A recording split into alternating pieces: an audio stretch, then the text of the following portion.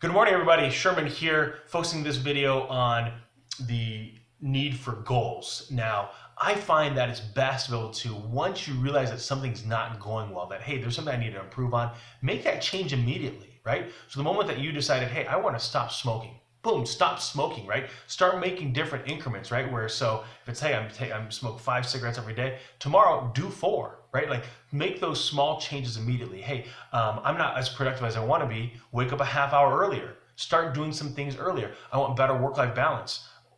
What do you want to get rid of, right? If you're always working at night, then pick one day. Hey, Friday nights, I'm going to come home early, right? Now all of a sudden you're starting to engage in that work-life balance. If you want, there's a great book out there, Power of Habit. The idea, though, of habits is that you need to replace it with something. And so oftentimes for people that are like, oh, I feel really lazy, I get home, I end up, having dinner, talking to the kiddos, and then I end up just watching TV for 2 hours, and it just kind of goes by. I don't really notice it. Then change a slight habit. So in other words, when you come home, instead of just sitting down at the couch, you decide to sit somewhere else. Maybe it's the kitchen table. Maybe it's your office. Maybe instead of coming home first, you're going to go to the gym. Go for a half hour. Just walk around the track. Just go for 10 minutes. And what I find for a lot of people is that slight change will start domino affecting into other changes in their lives. So, for example, I think a lot of times when people decide to get healthy and they decide to exercise first. So what they decide to do is, hey, you know what? After dinner, I'm going to go for a walk for 10 minutes. That's it. Just a walk. And not going to go very far. 10 minutes doesn't go very far, just so you know. Especially if you walk 3 miles an hour. So anyway, you decide to walk immediately afterwards. And what you find is, oh my gosh, maybe a few days later, if I eat really, really a lot of food, I don't feel very good when I go for the walk. So I'm going to eat less. So all of a sudden that decision to eat less, or to walk, decided you to eat less, or decided you to eat something different. You might have said, oh, that pasta was way too heavy, that cream sauce. Well, tomorrow I'm just going to do sandwiches. And you might find that you're slowly starting to change your habits. It just dominoes effects on itself by taking that one step of, I'm going to go for a walk for 10 minutes. And so that's where the power of habit can really start influencing your life as you start making those small changes.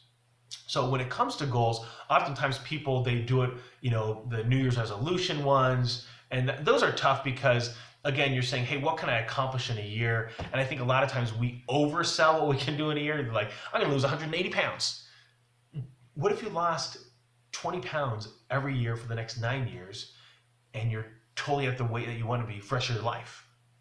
How's that sound? Much better, right? So I think oftentimes we these year-long goals just become too big, or the struggle is that we never review them, right? So we write them down and we never come back to them. The other thing is people don't write them down, right? So I think a lot of times that's wishful thinking, is without the goal, without some kind of timeline, you're just hoping that something happens, and living life by default just isn't going to get you there.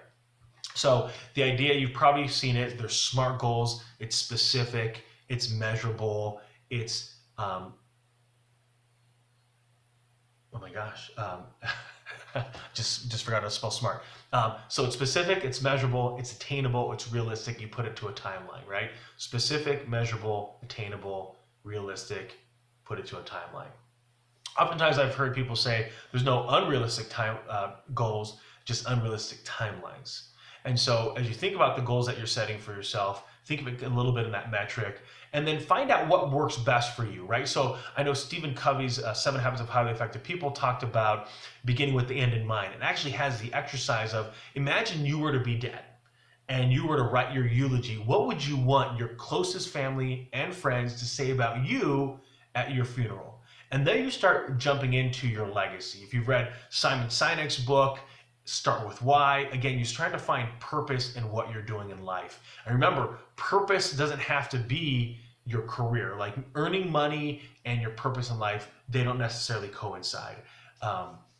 And so and again, that's why I put my phone number out there, my email address out there. I want you to contact me so I can help you grow and develop. But again, there's no charge for anything like that. I'm focused on building my business and financial services. I want to be able to just lend a helping hand, give my 2 cents, some opinions on being a sounding board for some of you that are out there.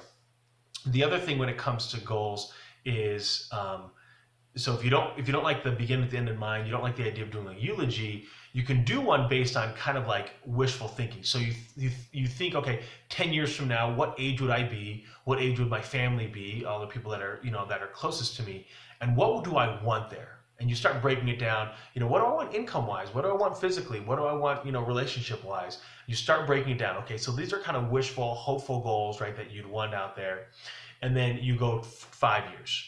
Okay, so now you're trying to just say, okay, of all those things that I really kind of wishfully want, what do I want in 5 years? So it becomes a little more real. And then you break it down, okay, of all those things 5 years, what do I need to do right now, this year, to get to those 5 year? Okay, and so you're really starting to break down where that wishful hopes and dreams go to basically to reality of today. I find for myself, I like to use note cards. Just one month at a time. I do my big categories: body, mind, soul, father, husband, business, financial. And so I put those 7 out there. I'll post that on my website so you can kind of see where I'm headed with that concept. Other people, when it comes to, and I like the 1 month one because it allows me to be a little more flexible. Think of that yin and yang again, for balancing it out, right? So I want to plan for the year of what I hope to accomplish. At the same time, I want to focus monthly. Okay, what has to get done, what needs to get done daily, and really makes it a little more urgent for me. Other people, when they set goals, they focus on like their values or their principles, what's really important to them. Others that I kind of mentioned, goal wise, is you focus on just your roles, right? So you think about the different hats you wear as an individual, right? It could be a parent, it could be a spouse, it could be significant other, it could be a child, something spiritual, religious. Again, think about the different roles that you play in your life and then set goals accordingly to that. Finally, and last thing I'd say in goals, probably the most important thing that people forget to do is they don't write it down. And so when you write it down, the reason I like the note card is because it can fit into any pocket of mine, right? A jean pocket, a suit pocket, and I can just update this and keep rolling. So, best of luck as you write your goals down and get them accomplished. Have a fantastic day, everybody.